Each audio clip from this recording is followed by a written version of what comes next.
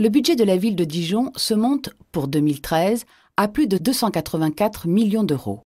Il progresse de près de 4,5% par rapport à 2012. Cette augmentation est particulièrement marquée pour les dépenses d'équipement, alors que les dépenses courantes seront fortement maîtrisées. Dans un contexte de crise économique et sociale, la ville de Dijon choisit de réaliser les efforts de gestion nécessaires pour continuer à assurer les services publics et pour permettre le dynamisme et le rayonnement de notre territoire. Près d'un quart du budget de la ville de Dijon est consacré à la culture. L'éducation, la solidarité et la petite enfance, la voirie et la propreté constituent les autres postes les plus importants.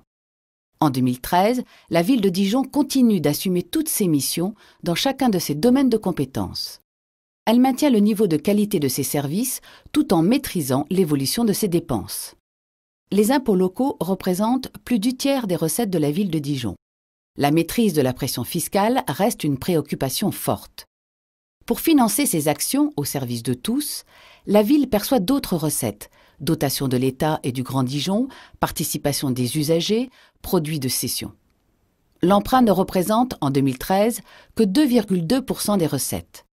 La ville poursuit son effort de désendettement. Le redressement des finances publiques est un impératif. Le gouvernement a fixé pour objectif un retour à l'équilibre budgétaire en 2017. Il appelle les collectivités territoriales à participer à cet effort financier, ce qui se traduit pour la ville de Dijon en 2013 par une baisse des dotations de l'État de 0,7%. En 2013, la ville de Dijon poursuit ses efforts de gestion afin de préserver sa santé financière et ses capacités d'action. Elle maîtrise ses dépenses de fonctionnement. Les dépenses courantes augmenteront moins fortement que le coût de la vie. Ainsi, malgré la baisse des dotations de l'État, la ville de Dijon se dégage des marges de manœuvre. Depuis 2001, la ville de Dijon s'est engagée sur une évolution de ses taux d'imposition inférieurs à l'inflation. Cet engagement sera encore tenu en 2013. L'augmentation des taux n'excédera pas 1,5% alors que le coût de la vie devrait croître de 1,8%. Pendant ce temps, la ville de Dijon maintient, pour sa taxe d'habitation, une politique volontariste d'abattement favorable aux Dijonnais, ce qui en fait l'une des villes les moins chères de France. Le budget 2013 de la ville de Dijon donne la priorité à l'investissement, en hausse de plus de 7 millions d'euros par rapport à l'an dernier. Ce choix est possible grâce à la maîtrise des dépenses courantes. Dans un contexte tendu, la ville de Dijon ne renonce pas à ses projets et continue de soutenir l'économie locale. Les investissements permettront l'amélioration du cadre de vie, l'aménagement des quartiers, la construction des équipements culturels, l'éducation ou la maîtrise de l'énergie. Pour financer ces investissements, la ville de Dijon a recours à des ressources diversifiées. Elle pratique une gestion active de son patrimoine, première source de revenus. Les partenariats avec l'État, la région, le département et le Grand Dijon, ainsi que son épargne, lui permettent de mener à bien ses projets. L'emprunt ne représente que 12% des recettes d'investissement. La ville poursuit son désendettement. En 2013, la ville de Dijon réduit sa dette de 1,8 million d'euros. Entre 2008 et 2013, tout en investissant 500 millions d'euros, la ville a diminué son endettement de près de 20 millions d'euros. En 2013, la dette de la ville passera sous la barre des 220 millions d'euros, qui était le niveau d'endettement en 2001. Investissement, désendettement, justice sociale. Tels sont les mots-clés du budget 2013 de la ville de Dijon. Dans un contexte difficile, nous faisons le choix de maintenir l'investissement indispensable au développement de notre ville. Musée des Beaux-Arts, Lino, Bocage Central, nouvelle flotte de bus hybrides, Via Liberté, voici quelques-uns des grands projets de cette année. Pour autant, nous réduisons notre dette grâce à la gestion active de notre patrimoine et à la maîtrise de nos coûts de fonctionnement. Cette année, notre niveau d'endettement sera inférieur à celui de 2001, alors que nous avons investi 500 millions d'euros en 10 ans. Une plus grande justice sociale, c'est le sens de notre action. Les mesures que nous prenons contribuent à préserver le pouvoir d'achat des Dijonnais, en particulier des plus modestes, de sorte que Dijon soit une ville rayonnante, douce à vivre et solidaire.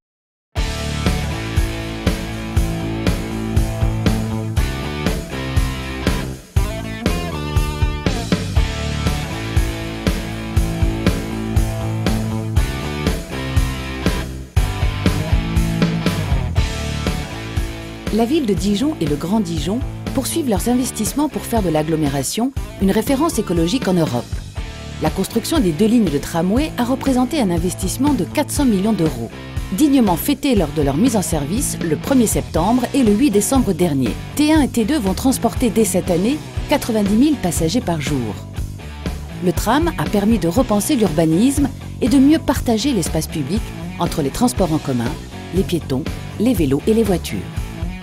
Dès cette année, 102 bus hybrides, mi-électriques, mi-diesel, vont entrer en service dans l'agglomération. Une première en France, c'est l'effet tram pour tous. Pendant ce temps, la place du vélo en ville ne cesse d'augmenter. L'espace public doit être partagé désormais dans le respect de chacun. La piétonisation des rues commerçantes du centre-ville se poursuit. Vauban, Grangier, Gaudran, au printemps, l'embellissement de la rue de la Liberté sera terminé. Dijon reconquiert ses places. Après Libération, signé Villemotte, le réaménagement des places d'Arcy et République par le paysagiste Alfred Peter a permis de créer de nouveaux espaces dédiés aux animations, aux rencontres, aux terrasses et à la promenade.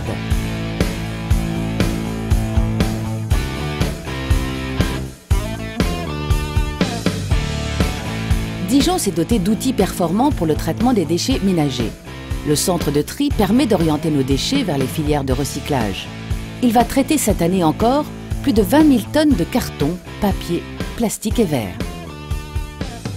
L'usine d'incinération produit de l'électricité grâce à un turbo-alternateur qui fonctionne avec la chaleur des fours. Elle génère assez d'électricité pour approvisionner une ville de 25 000 habitants. L'usine traite les déchets de 360 000 habitants de Côte d'Or. Elle est dotée d'une unité spécialisée dans le traitement des déchets d'activités sanitaires à risque infectieux.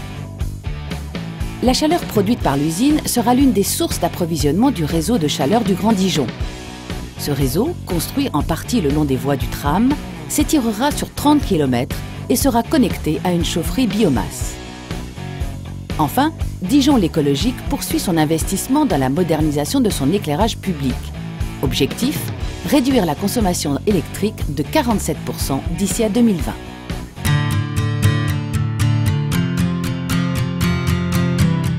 En septembre, la première tranche du musée des Beaux-Arts, le parcours médiéval et Renaissance, rouvre ses portes aux visiteurs. Après leur tournée mondiale triomphale, les pleurants des tombeaux des ducs de Bourgogne auront retrouvé leur salle des gardes.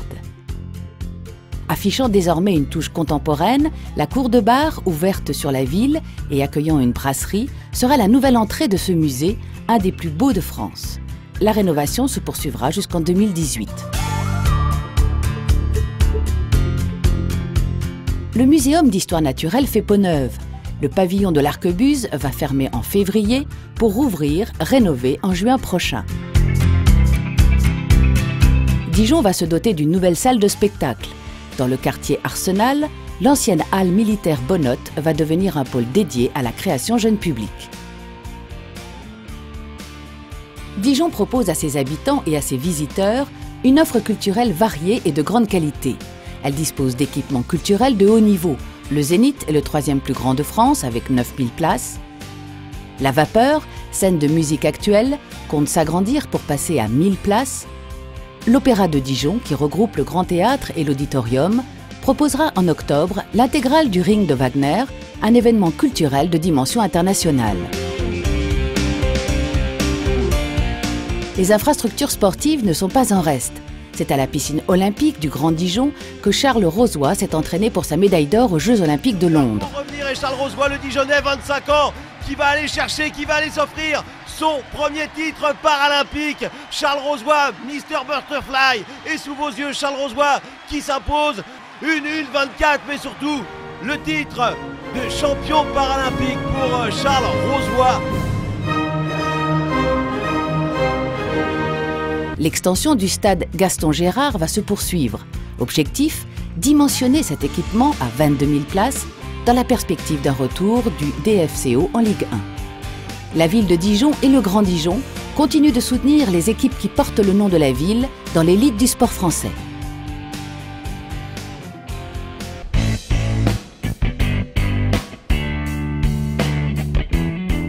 Dijon a été labellisée par l'Organisation mondiale pour la santé, ville amie des aînés. Elle va consacrer cette année encore d'importants budgets à la rénovation des foyers et aux animations pour les personnes âgées. La maison des seniors ouvrira en septembre.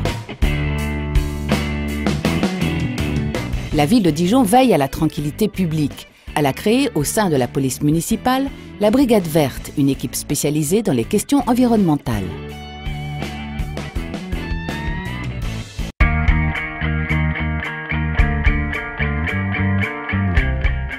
La ville de Dijon va augmenter cette année la capacité d'accueil de ses crèches de 24 places. Depuis 2001, plus de 350 places supplémentaires ont été créées à Dijon. Objectif : proposer aux tout-petits les meilleures conditions d'accueil et d'épanouissement. L'investissement se poursuit dans les écoles de la ville. Après la reconstruction complète des écoles maternelles et primaires Montmusard pour 600 000 €, les travaux vont s'achever à l'école Montchappé pour la même somme. Anjou, Mansart, Petite-Roche ou Colombières ont bénéficié d'importants travaux ces dernières années. Enfin, la ville augmente de 400 000 € cette année le budget consacré à l'accueil péri et extrascolaire.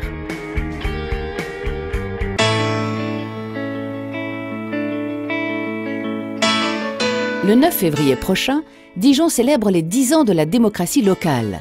3 conseils de quartier mènent chaque année des projets pour un montant de 360 000 €. Le nouveau conseil municipal d'enfants est installé depuis le mois de décembre. Les jeunes élus se réunissent comme les grands et montent des projets bien réels. La ville de Dijon ne relâche pas son soutien au monde associatif, gage de lien entre les citoyens et d'animation des quartiers. La Maison des associations héberge 360 structures. Chaque année, 200 nouvelles associations voient le jour à Dijon.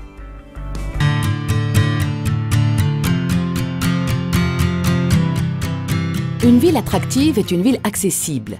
La compagnie Eastern Airways relie Bordeaux, Toulouse et Nantes en 1 heure et demie. Grâce à son aéroport, Dijon accède au Grand Ouest de la France. Au départ d'une gare agrandie, embellie, plus facile d'accès et plus accueillante, la mise en service du TGV Rhin-Rhône a permis de redonner à Dijon sa place d'étoile ferroviaire. 16 allers-retours quotidiens vers Paris, des TGV directs pour Lyon, Marseille, Lille, Roissy, Nice, Strasbourg, Mulhouse, Zurich, Bâle. Aucune ville de cette taille en France ne bénéficie d'une telle desserte à grande vitesse. La gare Dijonville, devenue pôle d'échange multimodal, est le point de rencontre des trains grandes lignes, des trains régionaux, des bus et des trams Divia, des cars Transco, des vélos et des taxis. La Lino ouvrira à la fin de l'année. Ce nouveau tronçon de rocade permettra de désengorger les boulevards urbains. Cette accessibilité améliorée sert l'économie et le tourisme. L'image de Dijon ne cesse de se renforcer auprès des clientèles touristiques du monde entier. Pour conforter cette notoriété, Dijon est acteur du dossier de candidature des climats du vignoble de Bourgogne au patrimoine mondial de l'UNESCO.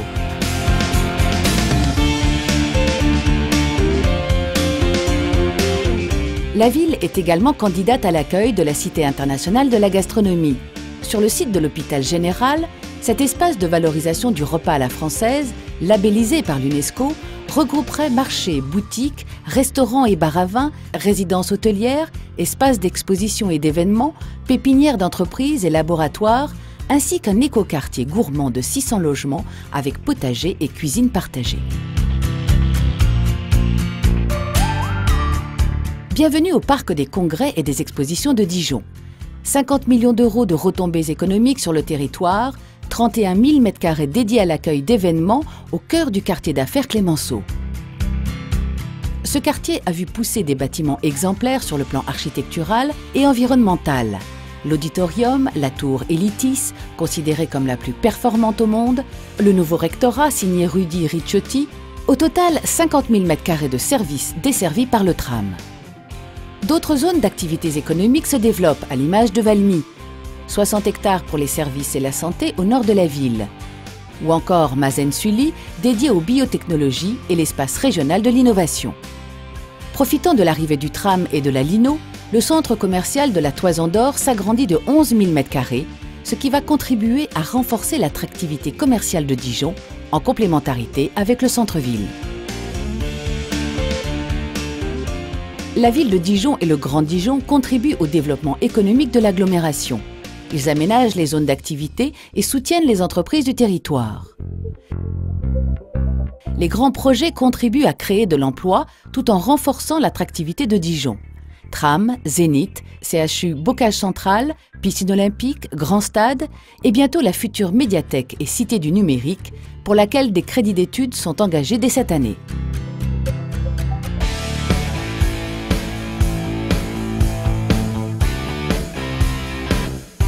Voici les Grésilles nouvelle génération. L'opération de renouvellement urbain continue, mais le quartier s'est déjà métamorphosé. Habitat rénové, mixité sociale, implantation de bureaux, nouvelle dynamique commerciale, équipements publics neufs et un urbanisme aéré.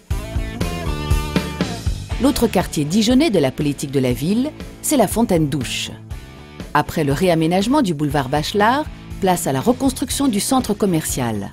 En attendant la construction d'un nouvel écoquartier, quai des Carrières Blanches, sur les berges du canal de Bourgogne. Partout où se créent des friches industrielles, militaires, hospitalières, des écoquartiers sortent de terre. Signés de grands noms comme Nicolas Michelin qui va revisiter les anciens abattoirs pour créer l'écocité Jardin des Maraîchers avec plus de 1500 logements, soit presque autant qu'à Arsenal, le long de l'avenue Jean Jaurès. Les 275 logements et 6000 m² de commerce des passages Jean Jaurès seront la première pierre de l'ambitieux programme Grand Sud, visant à offrir une nouvelle entrée sud à Dijon. Eudelet 26, conçu par le cabinet studio Mustarde, sera entièrement piéton avec parking mutualisé en lisière du quartier. Hyacinthe Vincent, à l'emplacement de l'ancien hôpital militaire, est le premier à sortir de terre. Il faut construire 1700 logements neufs par an dans l'agglomération. Dans tous les quartiers, la ville et le Grand Dijon soutiennent la construction de logements de qualité. Ainsi se dessine le Dijon du XXIe siècle, ville solidaire, attractive et douce à vivre.